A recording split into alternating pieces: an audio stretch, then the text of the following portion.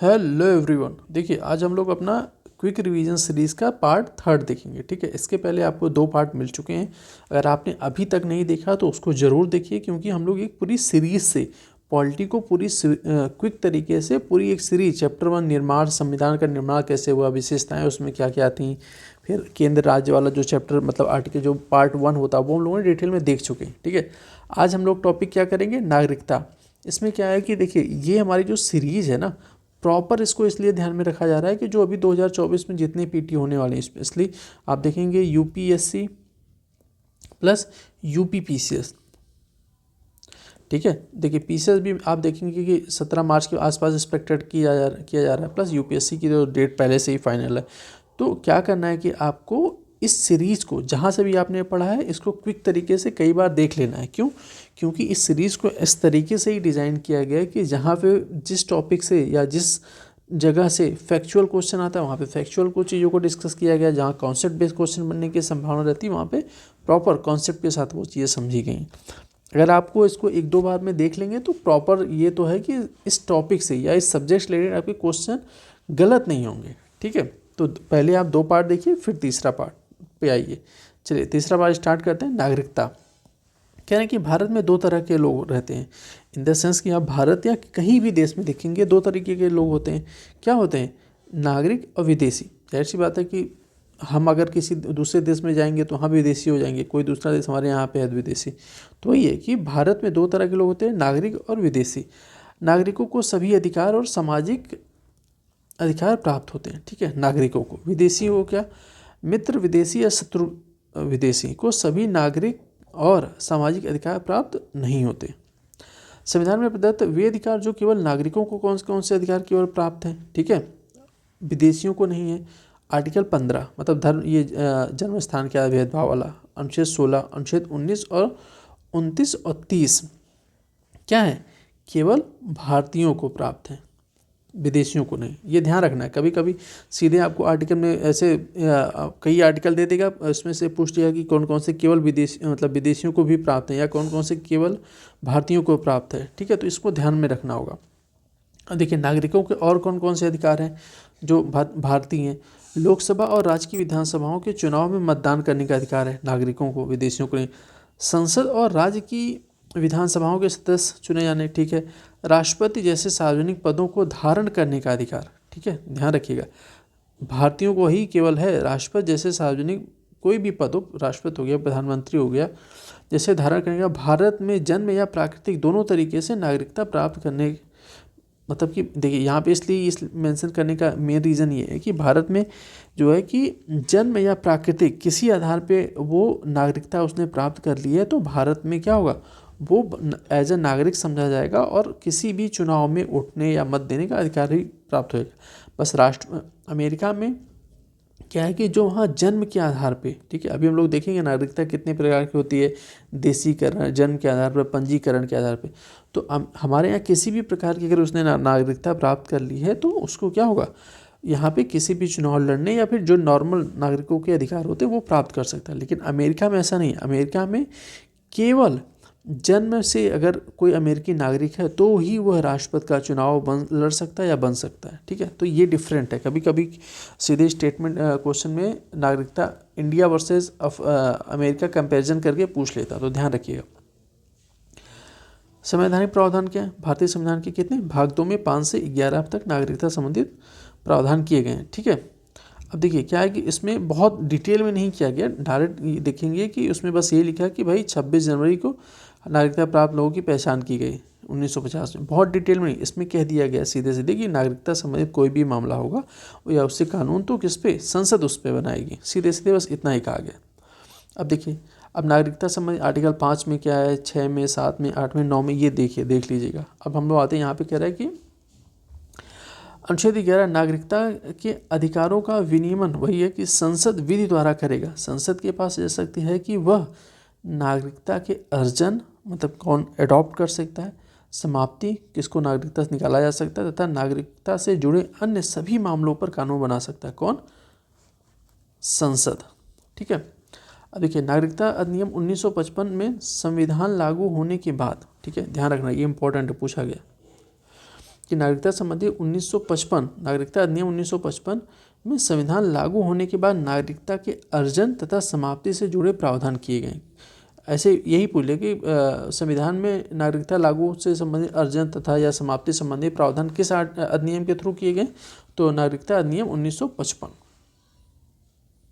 अब देखिए नागरिकता, अभी जो हम कहते हैं नागरिकता अर्जन मतलब कौन नागरिकता प्राप्त कर सकता है, उसके लिए कुछ 2-3 क्राइटेरिया हैं, लगभग 5 है। तो ये देखिए जन्म से संबंधित नागरिकता क्या है, जन्म से नागरिकता कौन, क्योंकि 26 जनवरी 1950 से 1 जुलाई 1987 के बीच जन्मा व्यक्ति अपने माता पिता की राष्ट्रीयता से भिन्न भारत का नागरिक नागरिक होगा। ठीक है, इसमें क्या होता है, बीच में संशोधन होते रहते, तो उसमें डिफाइन होता है अच्छा इस टाइम पीरियड के बाद किसने जन्म लिया, या फिर माता पिता किसके भारतीय रहे या फिर उसके पूर्वज क्या रहे, तो वो उसी पे डिस्कस किया जा रहा है। 1 जुलाई 1987 के बाद माता पिता में से कोई एक भारत का नागरिक होना चाहिए। इसमें क्या है कि माता पिता में से 1 जुलाई 1987 में कोई भी, अगर मान लीजिए कि हो सकता है उसकी माता जो भारतीय नागरिक हो, किसी विदेशी से या शादी कर ली, तो उसका बच्चा जो है या उसके जो होगा वो नागरिकता प्राप्त करने का अधिकारी होगा। प्लस अगर उसके पिता कहीं भारतीय नागरिक हैं, उसकी मदर जो विदेशी हैं, तो भी बच्चा नागरिकता के अधिकार प्राप्त करने का अधिकारी होगा। ठीक है, इसकी बात की रहे। क्या 3 दिसंबर 2004 के बाद जन्मा व्यक्ति जिसके माता पिता दोनों भारत के नागरिक हों या माता पिता में से वही कोई एक भारत का नागरिक हो, दूसरा अवैध प्रवासी, बस ये है कि उसको अवैध प्रवासी नहीं होना चाहिए। मतलब कि अवैध प्रवासी क्या होता है कि बिना पासपोर्ट वीज़ा इनलीगल तरीके से एंट्री किया हो, या पासपोर्ट या कुछ उसका एक्सपायर हो गया हो तब भी वो गैर कानूनी तरीके से रह रहा हो, तो वो नहीं मान्य होगा। लेकिन लीगल तरीके से वो रह रहा है तो उसको नागरिकता प्राप्त करने का अधिकारी होगा। कह रहा है भारत में कार्यरत विदेशी राजनयिकों तथा शत्रु देश के नागरिकों के बच्चे भारत के आगे, देखिए यहाँ पे ये इंपॉर्टेंट है, कई बार पूछा गया। कह रहा भारत में कार्यरत, ठीक है, भारत में कार्यरत विदेशी राजनयिकों और शत्रु देश के नागरिकों के बच्चे भारत की नागरिकता अर्जित नहीं कर सकते हैं। इसको नोट कर लिए, इंपॉर्टेंट है। ठीक है, कि जो यहाँ पे एम्बेसी में लोग हैं या फिर उनके बच्चे, प्लस या तो शत्रु देश मतलब जिससे हमने युद्ध कर रखा है, या हमारे जैसे पाकिस्तान हो गया, तो यहाँ के लोग या इनके बच्चे यहाँ की नागरिकता के लिए आवेदन नहीं कर सकते या अर्जित नहीं कर सकते। ठीक है, देखिए वंश के आधार पर क्या, एक व्यक्ति जो भारत के बाहर जन्मा हो, ठीक है, लेकिन वंश यही समझ लिए कि इसमें कह रहा है कि भाई अगर कोई व्यक्ति भारत के बाहर जन्मा हो लेकिन उसके वंशज इंडियन रहे हो तो नागरिकता प्राप्त करने का अधिकारी होगा। कैसे होगा, कह रहा है कि 26 जनवरी 1950 से 10 दिसंबर 1992 के बीच जन्म से और उस समय माता पिता भारत के नागरिक हों। ठीक है, 10 दिसंबर 1992 के बाद माता पिता में से कोई एक भारत का नागरिक हो, फिर 3 दिसंबर 2004 या उसके बाद, जब तक कि उसके जन्म के 1 वर्ष के अंदर या इस अवधि की समाप्ति के बाद केंद्र सरकार की सहमति से भारतीय दूतावास में पंजीकरण न कराया गया हो। ठीक है, ये प्रोसेस है, इसको बस आप याद रखिएगा। यहाँ से बस ये पूछ लेता है कभी कभी कि कौन नागरिकता अर्जित किया जा सकता है, किसको नहीं मिल सकती, तो ऐसे 4 ऑप्शन देखिए, यहाँ से क्वेश्चन वो बन जाते हैं। ठीक है, पंजीकरण के द्वारा वही है कि भाई केंद्र सरकार किसी व्यक्ति को जो अवैध प्रवासी ना हो, अवैध प्रवासी अभी हम लोग डिस्कस किया ना कि कौन अवैध प्रवासी होगा, तो ये है कि केंद्र सरकार किसी व्यक्ति को जो अवैध प्रवासी ना हो के द्वारा किए गए आवेदन के आधार पर उसे नागरिकता के रूप में पंजीकृत कर सकती है। ठीक है, अब जैसे इसका एग्जाम्पल आप देखेंगे तो हाल ही में बहुत से लोगों को, जैसे कि अभी पाकिस्तान से वो सिंगर कौन थे, जैसे अदनान सामी। ठीक है, अदनान सामी क्या थे, वो इंडिया की नागरिकता नहीं थी, लेकिन उन्होंने पूरा पंजीकरण या प्रोसेस के थ्रू उन्होंने फिर इंडिया की नागरिकता अडॉप्ट कर ली। तो कुछ प्रोसेस होता है, अगर वो फॉलो कर रहा है सरकार उसको नागरिकता दे सकती है, यदि वह कुछ निश्चित शर्तों को पूरा करता, वही जो हमारे टर्म एंड कंडीशन है उसको फुलफिल करेगा तो नागरिकता दी जा सकती है। कह रहा देशीकरण द्वारा केंद्र सरकार किसी विदेशी व्यक्ति जो अवैध प्रवासी नाव के द्वारा आवेदन किए जाने पर उसे देशीकरण का प्रमाण पत्र भी जारी कर सकती है, यदि वह कुछ निश्चित शर्तों को पूरा करे। ठीक है, भूमि विस्तार, अगर मान लिया कि क्या होता है कि एक टाइम पीरियड, अभी देखिए कि मान लिया कि भारत में बाउंड्री सेटलमेंट होता है। अभी हाल ही में क्या हुआ कि बांग्लादेश के साथ जो कुछ उनकी जो सीमाएं थी, वो उनके कुछ गांव थे, वो बाउंड्री सेटलमेंट के थ्रू उनके कुछ गांव या वो चीज़ें इंडिया में आ गई और इंडिया के कुछ क्या चली, बांग्लादेश में चली गई। तो क्या हुआ, अगर या फिर अगर वाली हमने या किसी भी देश ने कहीं पे, जैसे भारत की बात हो रही है, तो यहाँ पे अगर किसी क्षेत्र में लड़ाई या कुछ है, तो अगर मान लीजिए वो हमने अतिक्रमण या फिर हमारे कब्जे में आ गया, तो भूमि विस्तार वो के थ्रू उनको क्या होगा, डायरेक्ट नागरिकता दे दी जाएगी। ऐसी चीज़ें हैं, ठीक है। अब नागरिकता की समाप्ति कैसे होगी, किसी की नागरिकता कैंसिल कैसे की जा सकती है या समाप्त कैसे की जा सकती है। कर पूर्ण आयु, वयस्क या क्षमता, मतलब क्षमता इन द सेंस कि स्वास्थ्य मास्य स्थिति वाला भारत का कोई भी नागरिक स्वेच्छा से अपनी भारतीय नागरिकता त्यागने की घोषणा कर सकता है, स्वेच्छा से। ऐसी घोषणा के पंजीकरण के उपरांत वह भारत का नागरिक नहीं होगा, ठीक है। दूसरा कह रहा है ऐसे व्यक्ति के अवयस्क बच्चे, ठीक है। दो चीज़ें हैं कि अगर मान लीजिए कि इसके जो है जिसने नागरिकता त्याग दी, ठीक है, उसके बच्चे अवयस्क हैं, मतलब इन द सेंस कि अभी 4, 5, 6 छोटे बच्चे हैं, ठीक है, तो नागरिकता तो प्रेजेंट टाइम में उनकी भी समाप्त हो जाएगी। लेकिन जब वो बड़े होंगे, मतलब वयस्क होंगे, 18+ होंगे, 18+, तो वो क्या कर सकते हैं कि भारत में नागरिकता के लिए आवेदन दे के पुनः नागरिकता को प्राप्त कर सकते हैं, ठीक है, जब वो वयस्क हो जाएंगे। क्योंकि उसमें ये होगा कि फिर उन्होंने खुद ही डिसीजन लिया है, खुद ही क्योंकि अब ये कि उनके पिता ने मान लिया कि किसी ने डिसीजन ले लिया कि नागरिकता त्याग करने का, अब बच्चों को उसमें कोई वो नहीं है ना कि रजामंदी कह सकते हैं, या उनकी कोई भी डिसीजन नहीं है ना, क्योंकि वो अल्पवयस्क हैं, वो डिसीजन लेने इन सब की क्षमता नहीं है। लेकिन जब 18+ होंगे, डिसीजन ले सकते हैं, तो वो पुनः अगर चाहें तो आवेदन के थ्रू नागरिकता प्राप्त कर सकते हैं। अब दूसरी चीज़ है कि अगर मान लीजिए कि बर्खास्तगी या किसी अन्य देश की नागरिकता कह रहा है कि जब कोई स्वेच्छा से किसी और देश की नागरिकता अगर उसने अडॉप्ट कर ली है, ठीक है, किसी और देश की नागरिकता अडॉप्ट कर ली है, तो उसकी नागरिकता समाप्त हो जाएगी।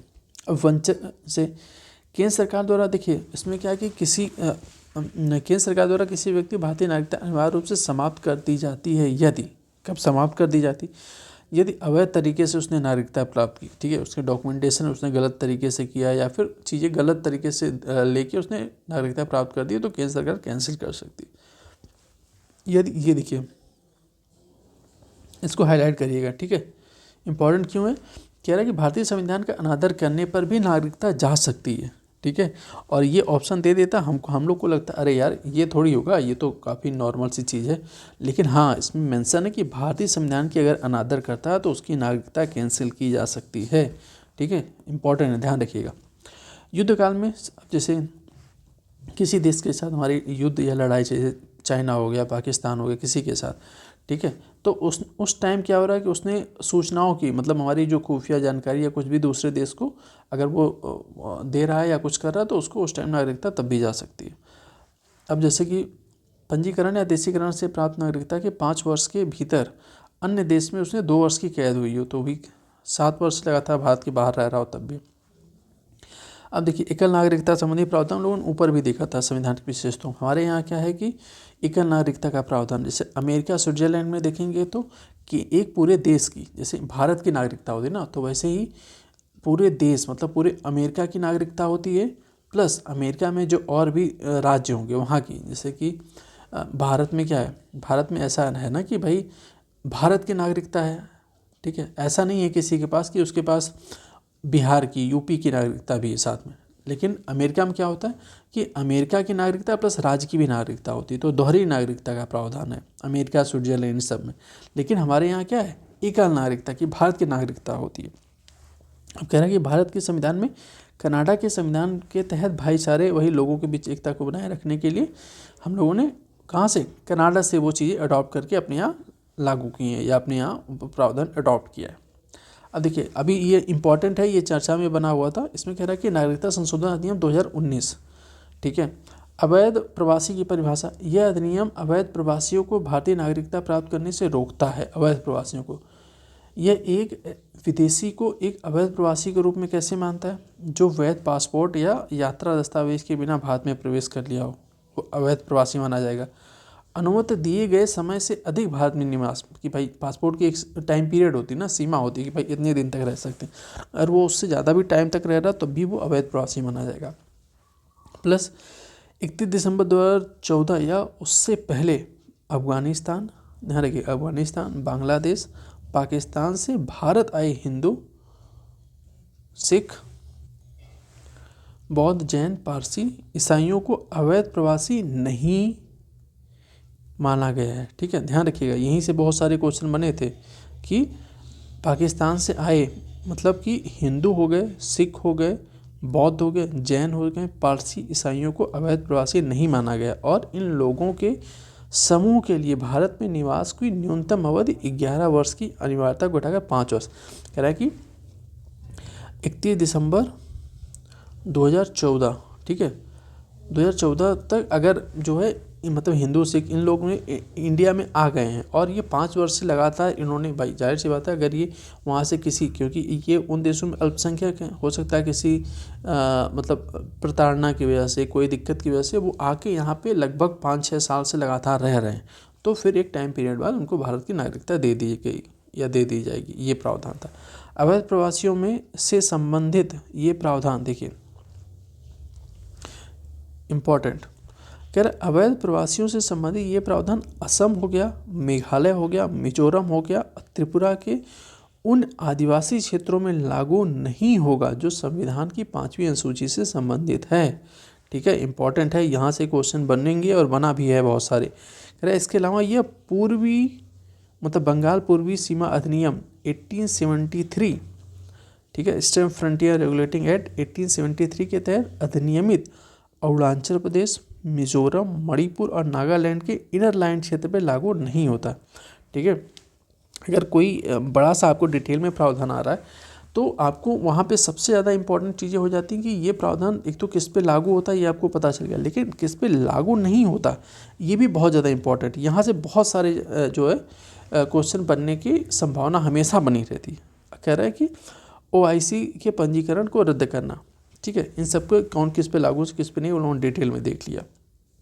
क्या कह रहा है कि इस अधिनियम में यह प्रावधान किया गया कि केंद्र सरकार ने निम्नलिखित आधारों पर OIC को रद्द कर सकती है। ठीक है, OIC मतलब ओवरसीज सिटीजन ऑफ इंडिया को कब रद्द कर सकती है, यदि OCI ने फर्जी, वही है जो OCI कब रद्द की जा सकती है उसके लिए यहाँ पे वो पूरा डिटेल किया गया कि भाई अगर उसने वही फर्जी दस्तावेज के माध्यम पंजीकरण कराया 5 वर्ष से, सेम चीज़ है कि 5 वर्ष के भीतर OIC के 2 वर्ष से अधिक कारावास हो गई हो, भारत की संप्रभुता सुरक्षा के लिए ऐसा किया जाना आवश्यक हो। OIC ने इस अधिनियम या केंद्र सरकार द्वारा अनुसूचित किसी अन्य कानून के प्रावधानों का उल्लंघन किया, OIC पंजीकरण रद्द करने का आदेश OCI कार्ड धारक को सुनवाई का मौका दिए बिना पारित नहीं किया जा सकता। मतलब कि अगर इसको जिसके पास OCI कार्ड है अगर उसकी नागरिकता रद्द की जा रही है तो उसका भी पक्ष जानने के बाद जो है उसकी नागरिकता समाप्त कर दी जाएगी। कुछ महत्वपूर्ण यहाँ पे क्वेश्चन है। ठीक है, चलिए यहाँ से फटाफट हम नेक्स्ट पे चलते हैं। काफ़ी इंपॉर्टेंट टॉपिक है फंडामेंटल राइट, मूल अधिकार। ठीक है, मूल अधिकार देखिए अभी हम लोग जब धीरे धीरे पढ़ेंगे ना तो हम लोग एक कोशिश करेंगे जब अगला चैप्टर मतलब जब ये प्रधानमंत्री हो गया, राष्ट्रपति हो गया, राज्यपाल हो गया, ये सब जब पढ़ेंगे तो हमारी कोशिश रहेगी कि क्या करें कि कंपैरिजन के थ्रू पढ़ें। ठीक है, कि कंपैरिजन के थ्रू पढ़ने की कोशिश करेंगे तो क्या होगा, आपको एक ही चीज़ें से मतलब एक ही बार मतलब आपने प्रधानमंत्री पढ़ा तो मैक्सिमम चीज़ें आपको तुरंत प्रधानमंत्री के थ्रू ही मुख्यमंत्री की चीज़ें याद करा दी जाएंगी, कोशिश रहेगी। राज्यपाल पढ़ रहे हैं तो राष्ट्रपति में संबंधित जो चीज़ें याद करा दी जाएंगी, कोशिश रहेगी। प्लस राष्ट्रपति राज्यपाल में क्या क्या अंतर है, क्योंकि अंतरों से बहुत सारे क्वेश्चन बनते हैं तो उसको भी हम लोग डिस्कस करके फुलफिल करा देंगे। ठीक है, चलिए स्टार्ट करते हैं। देखिए इसमें कहना है कि विश्व के सभी लोकतांत्रिक देशों में संविधान में नागरिकता संबंधित क्या है, मूल अधिकारों का प्रावधान किया गया है। ठीक है, नागरिकों के लिए मूल अधिकार प्रावधान सभी देशों में किया गया है कुछ ना कुछ। लोकतांत्रिक प्रणाली में मौलिक अधिकार वे अधिकार होते हैं। ठीक है, देखिए लोकतांत्रिक प्रणाली में मौलिक अधिकार वे अधिकार होते हैं जो किसी व्यक्ति के जीवन, स्वतंत्रता एवं संपूर्ण व्यक्तित्व के समुचित एवं बहुमुखी विकास के लिए आवश्यक है। ठीक है, तो फंडामेंटल राइट्स क्या है कि किसी के जीवन की जीवन हो गया, स्वतंत्रता हो गया, उसका संपूर्ण डेवलपमेंट के लिए या कह सकते हैं बहुमुखी डेवलपमेंट के लिए आवश्यक होते हैं, वही फंडामेंटल राइट्स हैं। इन अधिकारों को मौलिक इसलिए कहा जाता है क्योंकि इन अधिकारों को संविधान में प्रमुखता से स्थान दिया गया है। ठीक है, संविधान संशोधन की प्रक्रिया के अतिरिक्त यानी कि संविधान संशोधन की जो प्रक्रिया होती है इसके अतिरिक्त इसमें किसी भी प्रकार से संशोधन नहीं किया जा सकता, केवल संविधान संशोधन के थ्रू ही किया जा सकता है। ठीक है, न ही राज्य द्वारा इन अधिकारों को किसी भी रूप में, तब जाहिर सी बात है राज्य का इसमें बहुत वो नियंत्रण नहीं है कि वो इस पर अंकुश लगा दे या फिर प्रतिबंधित कर दें। ये संविधान के मौलिक ढांचे के अंतर्गत आते हैं। ठीक है, हम लोगों ने स्टार्टिंग में देता था मौलिक ढांचा केशवानंद भारती केस वगैरह ऊपर डिस्कस किया था। कह रहे हैं सिद्धांततः मौलिक अधिकारों का अर्थ परिसीमित प्रशासन अर्थात कार्यपालिका और विधानमंडल की तानाशाही के जाहिर सी बात है क्या मौलिक अधिकार, अभी हम आगे देखेंगे क्वेश्चन भी आता है कि मौलिक अधिकार किसके विरुद्ध हैं। तो मौलिक अधिकार जो है राज्य के विरुद्ध जनता को दिया गया है कि राज्य जो है, राज्य में सब आते हैं, केंद्र और राज्य सब आते हैं उसमें, राज्य के अंतर्गत कि राज्य कुछ ऐसा ना कानून बनाए या कुछ मनमाना ऐसा ना करे कि जिसमें लोगों के, ठीक है, नागरिकों के अधिकारों का उल्लंघन हो, जिससे क्या होता है प्रोटेक्शन के लिए आपको डायरेक्ट संविधान में आर्टिकल 32 के थ्रू क्या है मतलब आप सीधे सुप्रीम कोर्ट जा सकते हैं। वो भी एक मौलिक अधिकार है कि आपको सुप्रीम कोर्ट जाने का अधिकार। देखिए यहाँ पे उसकी जर्नी क्या है कि कहना सर्वप्रथम भारत में मौलिक अधिकारों की मांग वर्ष 1895 में की गई थी और ये मांग 1791 में अमेरिकी संविधान के अधिकार पत्रों से प्रेरित थी। ठीक है, कि 1791 में जो अमेरिकी अधिकार पत्र थे उससे प्रेरित होकर हमारे यहाँ सबसे पहले 1895 में मांग की गई थी। फिर कह रहे हैं 1915 में इन्हीं बेसेंट द्वारा क्या होम रूल आंदोलन के दौरान मूल अधिकारों की मांग की गई थी। जाहिर सी बात है उस टाइम मूल अधिकार सेम टू सेम नहीं थी, लोगों की कुछ और वहाँ पे सेम चीज़ें, नागरिकों से संबंधित जो उस टाइम परेशानियाँ थी या बेसिक चीज़ें थी उस टाइम उसकी मांग की जा रही थी। ठीक है, 1925 में कॉमनवेल्थ ऑफ इंडिया बिल में भी इसका अधिकार की मांग की गई। फिर देखेंगे 1927 में भारतीय राष्ट्रीय कांग्रेस द्वारा क्या मद्रास अधिवेशन में एक प्रस्ताव पारित करके मूल अधिकारों की घोषणा की गई थी। अब कह रहे हैं कि परामर्श समिति की सिफारिश की अनुशंसा पर संविधान के में मूल अधिकारों को शामिल किया गया। देखिए किस समिति की सिफारिश पर, तो परामर्श जो समिति थी उसकी सिफारिशों की अनुशंसा पर भारतीय संविधान में मूल अधिकारों को शामिल किया गया था। और भारत के मूल अधिकार भाग 3 में है 12 से 35 में आप देखेंगे, स्पेशली स्टेट पीसेस में। ठीक है, स्टेट पीसेस में देखेंगे तो सीधे पूछ लेता है कि भाई मूल अधिकारों का प्रावधान संविधान के किस भाग में है। ठीक है, तो भाग 3 में है और बहुत बार ये पूछा कि कितने में है, तो बहुत से लोग कंफ्यूज रहता है कि उनको लगता है कि 14 से 35 है, लेकिन आपको ध्यान रखना कि 12 से 35 है। ठीक है, अब इसमें कह रहे हैं कि अब देखिए यहाँ पे वही है कि 6 मूल अधिकार हैं, समानता, स्वतंत्रता, शोषण, धर्म, तो इसको देख लीजिएगा। कह रहे हैं कि वर्ष 1931 में, ठीक है, 1931 में कांग्रेस के कराची अधिवेशन में मूल अधिकारों की मांग की गई थी। किसमें? कराची अधिवेशन में। कह रहे 27 फरवरी 1947 को संविधान सभा ने, ठीक है, देखिए इंपॉर्टेंट है, कह रहे 27 फरवरी 1947 को संविधान सभा ने वल्लभ भाई पटेल की अध्यक्षता में मूल अधिकार परामर्श समिति का गठन किया था। ठीक है, किसके अध्यक्षता में परामर्श समिति का गठन किया गया था? वल्लभ भाई पटेल। वल्लभ भाई परामर्श समिति के रिकमेंडेशन पे अभी हम लोगों ने देखा कि क्या किया गया, परामर्श समिति के रिकमेंडेशन पे मूल अधिकारों को शामिल किया गया। ठीक है, अब इस समिति में और कौन कौन से सदस्य थे? तो ये लोग थे। ठीक है, इतने लोग थे।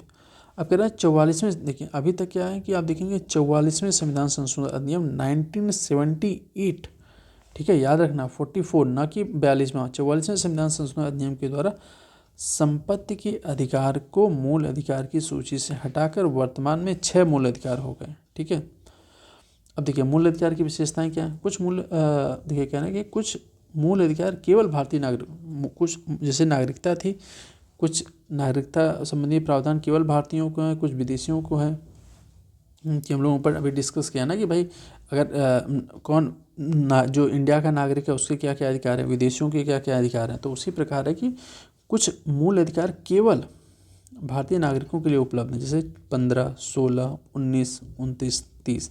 तो इसमें भी आप देखेंगे क्वेश्चन यही बन जाता है कि वो आपको ये फंडामेंटल राइट्स के आर्टिकल दे देते हैं, उसमें पूछ लेते हैं कि कौन से विदेशियों और भारतीय दोनों को प्राप्त है या कौन से केवल भारतीयों को अधिकार प्राप्त है। तो ये बहुत ही कॉमन और बहुत ही बार पूछा जाता है। ठीक है, और बहुत से लोग इसमें गलत करके आते हैं, तो इसमें ध्यान रखनी है। अब कह रहा है कि ये जो अधिकार है, मौलिक अधिकार, ये असीमित नहीं है। ध्यान रखिएगा, यहाँ से सीमित हैं या असीमित हैं। आप प्रीवियस ईयर के PYQ उठा के देखेंगे, चाहे स्टेट पीसीएस हो यूपीएससी, कि मूल अधिकार सीमित है, मूल अधिकार असीमित है, ऐसे करके इतने सारे क्वेश्चन आए हैं, आप देखेंगे खुद ही आपको पता चल जाएगा। कहना कि ये अधिकार असीमित नहीं है, मतलब कि इनफाइनाइट नहीं है, लेकिन वाद योग्य होते हैं। वाद योग्य मतलब कि आपका इसका उल्लंघन हो रहा है तो आप सीधे आपको कोर्ट या सुप्रीम कोर्ट जा सकते हैं। उचित प्रतिबंधों के अधीन है, ठीक है। ये असीमित नहीं है कि आपको स्वतंत्रता का अधिकार दे दिया गया तो आप एकदम खुला हो, आप खुला एकदम छूट है कि आप कुछ भी करें। तो उसमें कह रहा है कि इसमें कुछ उचित प्रतिबंध भी लगाए गए और ये वाद योग्य हैं। जैसे आप अभी हम लोग इसके बाद डीपीएसपी देखेंगे तो डीपीएसपी वाद योग्य नहीं है कि आप उसको लागू करवाने के लिए कोर्ट नहीं जा सकते, लेकिन इसको जाने के लिए आप जा सकते हैं लागू करवाने के लिए कोर्ट। तो ये वही हम लोगों ने देखा कि राज्य की मनमानी कार्रवाई के विरुद्ध है। ये कुछ नकारात्मक विशेषताएं रखते हैं तो कुछ सकारात्मक, ठीक है। देखेंगे तो एक बार पूछा ये जाता है कि निम्नलिखित में से कौन से नकारात्मक अधिकार हैं, कौन से सकारात्मक अधिकार हैं। क्वेश्चन ऐसे करके भी बने हैं। तो आप देखेंगे तो हम लोग ये मानते हैं कि नकारात्मक अधिकार क्या है कि मूल अधिकार जो है ना संविधान में, ये नकारात्मक अधिकार माने जाते हैं। क्यों? क्योंकि ये फोर्सफुली चीज़ों को कहते हैं कि आपको ये मतलब रोकते हैं बहुत सी चीज़ों को, बहुत से अधिकार देते हैं, लेकिन प्रोग्रेसिव नहीं है ये चीज़ें हैं। लेकिन आप जो सकारात्मक अधिकार किसको मानते हैं? सकारात्मक अधिकार मानते हैं डीपीएसपी को, ठीक है। क्यों? क्योंकि इसमें प्रोग्रेसिव की बात की गई कि ये अधिकार होने चाहिए, ये होने चाहिए, तो वो प्रोग्रेसिव की बात की गई तो उसको सकारात्मक बोलते हैं, जबकि मूल अधिकार को नकारात्मक। तो इससे रिलेटेड भी क्वेश्चन आए हैं। देखिए अब यहाँ पे क्वेश्चन, मूल अधिकार क्या स्थायी नहीं है, इन्हें संसद द्वारा संशोधित किया जा सकता है। देखिए ये आप सीरीज़ को एक चीज़ आपको ध्यान रखेंगे कि अगर इसमें कई जगह फैक्चुअल है, कहाँ से कॉन्सेप्ट बेस्ड क्वेश्चन, उसको हम लोग डिस्कस कर रहे हैं पूरा डिटेल में। आप देखेंगे इसमें ना हर लाइन से आपको एक क्वेश्चन निकल सकता है, ठीक है। हर लाइन से क्वेश्चन बने हुए हैं, तो आपको बहुत बार इसको रिवीजन करना है। और आपने यही पूरी सीरीज देख ली और फिर क्वेश्चन लगा लिए तो आपको पॉलिटी की और कोई किताब या कुछ पढ़ने की ज़रूरत नहीं है, क्योंकि जहाँ जहाँ से क्वेश्चन बन सकते हैं सब शामिल किया गया इसमें, ठीक है। चलिए आगे देखते हैं। कह रहा है कि अनुच्छेद 358 358 के अनुसार अनुच्छेद 19 को, ठीक है। अब देखिए कौन से अधिकार निरस्त किए जा सकते, कौन से नहीं, यहाँ पे वो बात है। अनुच्छेद 19 को केवल, ध्यान रखिए, केवल युद्ध या बाह्य आक्रमण के आधार पर लगाए गए आपातकाल के दौरान निलंबित किया जा सकता है। इसे सशस्त्र विद्रोह के कारण लगाए गए आपातकाल के आधार पर निलंबित नहीं किया जा सकता। अब क्या हुआ कि क्वेश्चन में जो स्टेटमेंट बनते हैं, आपको हो सकता है कि आपको यहीं पे बस क्या करते हैं वो फ्लिप कर देते हैं। फ्लिप क्या करेंगे, आपको कहते हैं कि भाई सशस्त्र विद्रोह के आधार पर केवल निलंबित किया जा सकता है और बाह्य आक्रमण के आधार पर नहीं, तो बस हल्का सा वो चेंज करेंगे, उसमें लोग कन्फ्यूज हो जाते हैं। तो यहाँ पर ध्यान रखना है। नेक्स्ट कहना है कि 359 के अनुसार अनुच्छेद 19 के अतिरिक्त संविधान के भाग 3 में वर्णित किन अधिकारों का कितने समय तक, ठीक है, किन अधिकारों का कितने समय तक किस क्षेत्र में निलंबन होगा, इसका कौन निर्धारण करेगा? राष्ट्रपति के आदेश द्वारा किया जाता है। और यद्यपि अनुच्छेद 20 और 21 को राष्ट्रीय आपातकाल के दौरान निलंबित नहीं किया जा सकता है, ठीक है। अब देखिए कह रहा है कि आप यहाँ पे ध्यान रखिएगा, कह रहा है कि आर्टिकल 20 और 21 को राष्ट्रीय आपात के दौरान निलंबित नहीं किया जा सकता, ठीक है, इंपॉर्टेंट। देखिए कह रहे हैं मूल अधिकार के क्रियान्वयन की सीमाएं, मतलब कि कहाँ कहाँ पे मूल अधिकार को रोका गया। कह रहा है अनुच्छेद 31 का संपत्ति आदि के अधिग्रहण के लिए प्रदान करने वाले कानूनों की रक्षा, ये मतलब चीज़ें हटा दी गई। 9वीं अनुसूची में शामिल होने वाले कुछ अधिनियमों और विनियमों के विधिकरण। 9वीं अनुसूची में क्या था चीज़ें, 9वीं में था कि भाई अगर कोई भी कानून या सरकार या कुछ बना देती तो उस पर कोर्ट उस पर कुछ डिसीजन नहीं ले सकता या कोर्ट नहीं कर सकता, तो वो सब चीज़ें हटा दी गई हैं, ठीक है। आर्टिकल 31 का कुछ नीति निर्देशक तत्वों को प्रभावित करने वाले कानून की रक्षा करता है, ठीक है।